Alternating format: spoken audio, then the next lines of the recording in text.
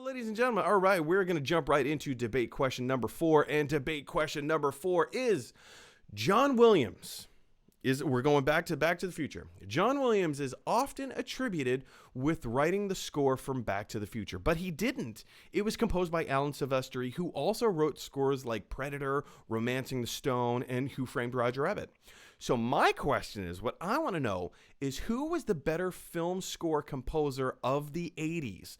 Was it John Williams or was it Alan Silvestri? Now, it needs to be noted that both of these film composers had extensive careers before the 1980s and after the 1980s. We are not going to argue any of those other films that they've had in the 70s, 90s, 2000s, whatever. We're only going to debate their movies from the 80s. Who was the better film composer of the 1980s? Was it John Williams or Alan Silvestri? Josh, you had the coin toss from the last round. Kay, we're going to give you the coin toss from this round. Heads, it is John Williams. Tails, it is Alan Silvestri. And Kay, you are awarded with John Williams. You will be arguing for John Williams being the better film composer of the 1980s. And Josh, you are arguing for Alan Silvestri for best film composer of the 1980s. Yeah. So Josh, I'm going to kick it to you. Kay had the coin toss, so you will kick us off with Alan Silvestri. Alrighty. Alan Silvestri is sort of the unsung hero of the 80s. I feel like John Williams gets all the pomp and circumstance for being John Williams, and rightfully so. Look, John Williams is in a class by himself. There's no debating that. However, a lot of what John Williams is known for throughout the general public is a couple very specific things. And one of them obviously is what? We all know it, Star Wars, right? Star Wars is the quintessential, I would say, Jaws and Star Wars, two of the quintessential John Williams themes. These themes did not come in the 80s. They came in the 70s. Now, granted, there were Star Wars movies in the 80s, but they relied heavily on the themes that were created in the 70s. Same with Jaws and all the sequels thereof. Alan Silvestri had a hand in one of the, again, we talked about Back to the Future, one of the biggest, not only movies of the 80s, not only trilogy of the 80s, but movie and trilogies of film history. I think you could argue that this has one of the most recognizable soundtracks in all of film. I feel like you could hear this soundtrack and go, that's Back to the Future. Alan Silvestri has created some amazing melodies. Who Framed Roger Rabbit is perfection of that 1930s Hollywood sound.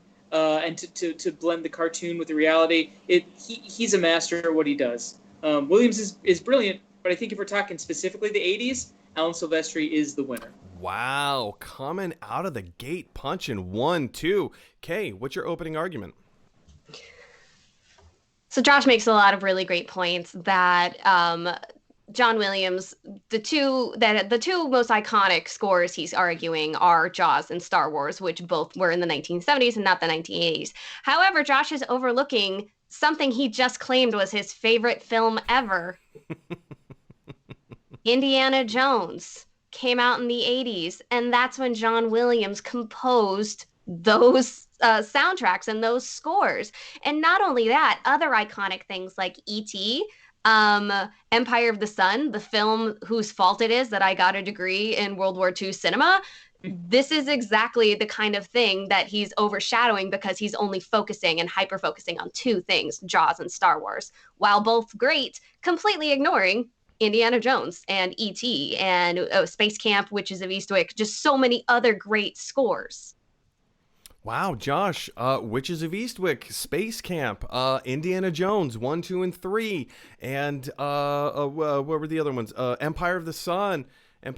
Josh, those are some strong films to contend against. What do you got? They are. It's like there's a lot of great fighters out there, but there's only one Muhammad Ali, right? And there's a lot of great film scores out there. John Williams created many of them. E.T. is one of my favorites. I love that score. It's one of the most beautiful scores ever. But I feel like the Muhammad Ali of the '80s in terms of film scores. Again, I think he got a 1-2 punch in on proverbially speaking on Williams with Back to the Future. I think Back to the Future just really is a litmus for the '80s, and granted, he didn't. I will say Alan Silvestri maybe did not have as many memorable scores completely. However, he had a lot of amazing scores. Again, all the Back to the Futures, Romancing the Stone, Roger Rabbit. But again, I think the pinnacle, Back to the Future. I feel like if this were an argument about the '70s, I'd probably lose. If this were an argument about the '90s, I'd probably lose. But since it's the '80s and since it's Alan Silvestri, I feel like I can lean heavily on Back to the Future and say absolutely with certainty that that's the best score of the '80s. Wow. Okay. Josh is bringing up images of Muhammad Ali. There can only be one. Double downing on the fact that Back to the Future is a better soundtrack trilogy than the Indiana Jones films. How do you retort to that? Well, and the idea, with the idea going with that logic of there can only be one, let's compare who still has a ride at their theme park. Indiana Jones or Back to the Future? Indiana Jones is the one I can hear at Disney on any day. Could I rebut? Could I rebut Yes, that? please rebut that, Josh. Well, if we're talking about music, right? Since it is Alan Silvestri and it is music. Now, yes, I will say that Huey Lewis and the News had something to do with Back to the Future. But if we're going to talk about what's being present, currently there was a Back to the Future musical being made. So I feel like in terms of the actual music itself, Back to the Future is still very relevant, still very popular, even specifically talking about the music and the love of the score. All right, so for me, those last two rebuttals kind of negate each other a little bit. It's modern day iterations of what each composer has done. Kay, what is your final argument? My final argument is that John Williams' record in the '80s should stand for itself. Indiana Jones, E.T., if we're not counting Star Wars, or that was mentioned earlier. And again, films that were smaller known but still won so many awards, BAFTAs, Grammys, Golden Globes, like Empire of the Sun. I think that really stands on its own two legs. Wow, Josh. BAFTAs, Golden Globes, Academy Awards. How do you argue against that? I feel like Alan Silvestri did it all. He did the big scores that we love. He did also sort of the scores that we in other movies like Outrageous Fortune, The Abyss, Romancing the Stone, Soap Dish. He did a lot of great scores that are I think somewhat unsung and undeservedly so. I think the '80s was definitely an Alan Silvestri decade. It's John Williams, no doubt. Everything you've said is true. John Williams does get all the accolades, and he deserves all the accolades.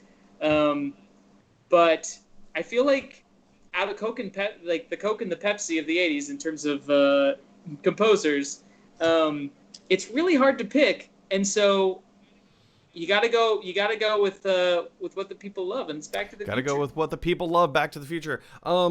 This is your opening arguments, Josh. Had me. You had me right from the very get-go. Like, that's such a great argument. Jaws, Star Wars, the two scores that he's probably best known for took place long before the '80s even happened. And they carried over. Kay, you came punching 1-2. I think you had some pretty good defensive blocks, and you had me right at the end with, when it comes to Academy Awards, Alan Silvestri didn't win. Josh, a lot of your argument relied heavily on how great and how iconic and influential the Back to the Future score was, but the reality of the matter is that he never won for any of those scores that he argued for. And had Kay not brought it up, I mean, I may have swung in your direction, but Kay is the winner of this particular round. Kay, score is 3-1. We're going into round 5, which is worth 2 points, so the game isn't over yet. How are you feeling your chances are right now? I didn't know the last round was worth 2 points. It's true. Last round is worth 2 points. Since always. So because the last round, I say this because the last round is worth 2 points because it's a mystery question. Neither one of our contestants are going into this particular question knowing anything about it. Only, the general categories that it's 80s related. So that's why the last question is always worth 2 points. It is just always played to your favor that you have always won the last round. Oh, okay. Yeah. And what I said about Empire of the Sun is true. I was taking a Steven Spielberg film class, and I watched that, and I went up to my teacher afterward, and I said, can I study just World War II cinema and depictions of and like cinema that happened during World War II? And he was like, yeah, that's definitely a thing. And I was like, great, that's my major now. That's awesome. So Josh, you as the contender, you have 1 point against Kay's 3 points. The game's not over. You still have a chance to tie up the game, and then we go into sudden death. So what are you thinking? Not knowing what the final mystery question is, like how do you think your chances are right now? Yes, Josh, me? Mr. Hurley. Oh, okay, sorry.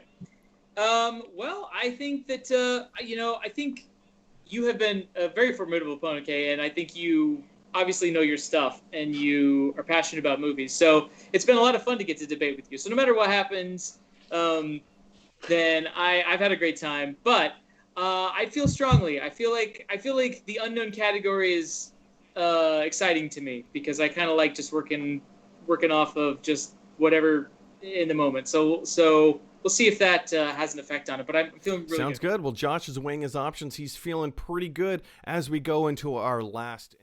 Hey everyone, thanks for watching. If you like this video, click like. If you really like this video, click subscribe. And if you really, really like this video, click share. Because that is exactly what this dinosaur would want you to do. Roar, roar, roar.